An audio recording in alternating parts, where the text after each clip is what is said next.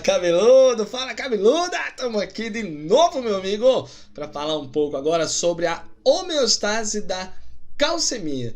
A gente vai trabalhar esse assunto nesse momento porque a gente acabou de conversar um pouco sobre a tireoide, né? E aí a tireoide a gente vai lembrar que ela produz T3 e T4, mas ela também produz um outro hormônio chamado calcitonina que vai participar na regulação, na concentração de cálcio que existe no nosso sanguinho. E é por isso que a gente vai discutir aqui sobre a homeostase da calcemia. Lembrando que emia é um termo que significa no sangue. Então, calcemia, concentração de cálcio no sangue, tá? Bom, a primeira coisa que a gente vai conversar sobre isso é que os nossos ossos são a nossa principal de reserva de cálcio no organismo. Sempre que a gente precisa de cálcio, a gente de repente vai lá pedir emprestado dos nossos ossos, tá? Mas o nosso sanguinho também precisa de cálcio, moçada. Você vai lembrar que o cálcio é um íon extremamente importante para as funcionalidades vitais das células, para a coagulação do sangue, para a transmissão do impulso nervoso. O cálcio, de repente, é um íon Highlander que participa lá de uma série de funções, contração muscular, enfim. Então, o que vai acontecer? Existirá um intercâmbio de cálcio do sangue para o osso quando estiver em excesso, ou do osso para o sangue quando o cálcio estiver faltando, tá? Para a gente conseguir entender essa brincadeira toda, a gente tem essa imagem aqui, ó, linda e maravilhosa. A gente vai seguir esse ciclo e conseguir entender como é que funciona aqui a brincadeira. Então, primeira coisa que a gente vai comentar é a situação em que você vai ter o aumento no nível de cálcio no nosso sangue. Rafa, o que pode aumentar o nível de cálcio no sangue? Cara, a dieta, né? Você ingeriu alimento, leite, derivado de leite, enfim, carne, tem uma boa concentração de cálcio. Então, tudo isso faz aumentar os níveis de cálcio no sangue. Rafa, me fala uma coisa, isso é bom ou é ruim? Cara, é ruim, né? Porque qualquer coisa que esteja em excesso no sanguinho acaba sendo prejudicial. Então, esse aumento dos níveis de cálcio no sangue vai ser percebido pela nossa querida tireoide, que vai responder como? Ó, olha só que legal, moçada. Vai produzir a nossa querida calcitonina. Então, esse vai ser o nosso segundo ponto aqui na brincadeira. O que a calcitonina faz da vida? A calcitonina é um hormônio, como a gente já comentou, que está relacionado com esse controle da concentração do cálcio, de cálcio no sangue. Então, ela age de forma hipocalcemiante, né? No caso, ela reduz os níveis de cálcio no sangue. Então, o que ela vai fazer para diminuir os níveis de cálcio no sangue? O que ele vai fazer? A calcitonina, portanto, atua nos ossos, onde você vai ter o aumento na deposição de cálcio nos ossos. Você vai lembrar que existe uma célula responsável por isso. Essa célula é chamada de osteoblasto. O osteoblasto é a célula que sintetiza a matriz óssea. Então, a calcitonina ela atua sobre o osteoblasto. O osteoblasto tem aquele receptor, se liga e no que ele é ativado pelo hormônio, ele acaba depositando mais cálcio nos ossos. A fim de quê? A fim de reduzir a calcemia, tá? Mas aí você tem uma vantagem, na verdade é uma vantagem dupla, né? Além de controlar a calcemia, você ainda tem o endurecimento dos ossos, que é maravilhoso, né? Você tem lá menos chance de sofrer lesão, tá?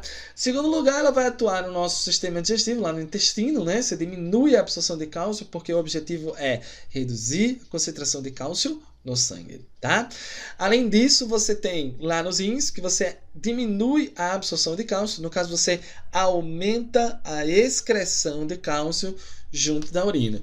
Eu sei que quando você aumenta a deposição de cálcio nos ossos, diminui a absorção de cálcio no intestino e aumenta a excreção de cálcio nos rins, o resultado disso é que você reduz os níveis de cálcio no sangue. Então, esse aqui vai ser a nossa querida calcitonina, né? Que ela vai fazer, portanto, moçada, o aumento da posição do cálcio, tarará.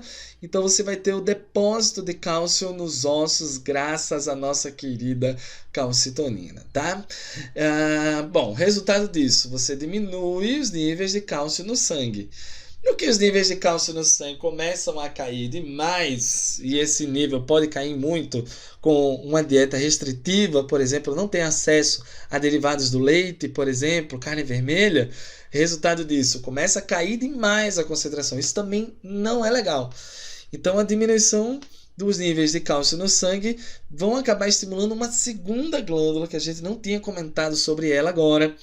Essas meninas estão aqui bem no cantinho, é chamada paratireoides. A imagem não está muito boa, mas são bolotinhas bem pichototinhas que a gente encontra aqui associada à tireoide, tá?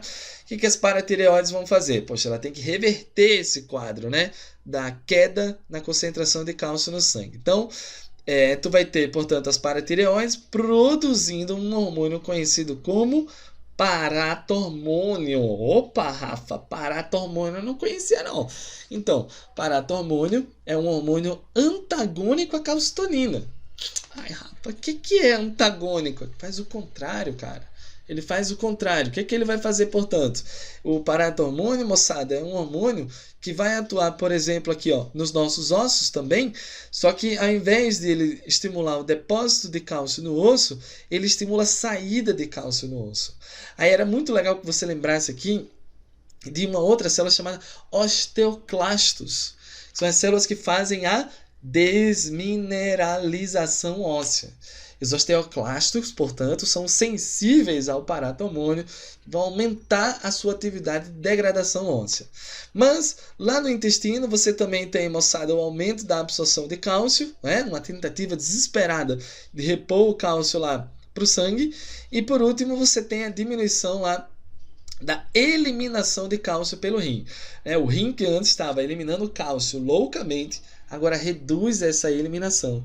Eu sei, moçada, que no final das contas, o resumo dessa parada toda é que o paratormônio, moçada, ele remove o cálcio dos ossos, devolvendo o cálcio lá para o nosso sanguinho, né? Voltando, portanto, para o quadro de aumento dos níveis de cálcio, né? De repente, se aumentar demais, a paratireoide produz calcitonina, calcitonina joga cálcio para o osso. Agora tem cálcio de menos, aí eu pego o paratormônio e retiro o cálcio dos ossos, jogando de volta para o sangue, tá? Muito importante que você se lembre de uma doença chamada de osteoporose. É uma doença que geralmente ocorre em idosos, na maioria das vezes idosos do sexo feminino, porque as mulheres já têm uma predisposição natural maior a desenvolver a osteoporose, principalmente por causa da sua mineralização óssea, que já é menor do que a do homem. Então, naturalmente, após a menopausa, os hormônios começam a entrar em colapso, né? A produção hormonal entra em desequilíbrio, e um dos hormônios que começa a ser produzido em menor quantidade é a calcitonina.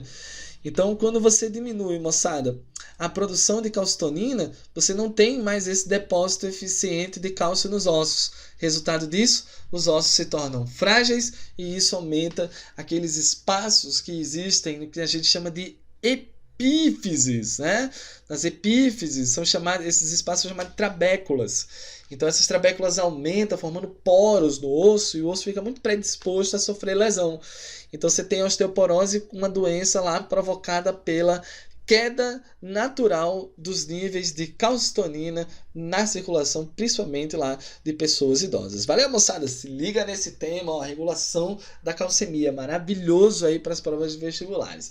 Valeu, criançada? Então, um grande abraço e até a próxima. Falou!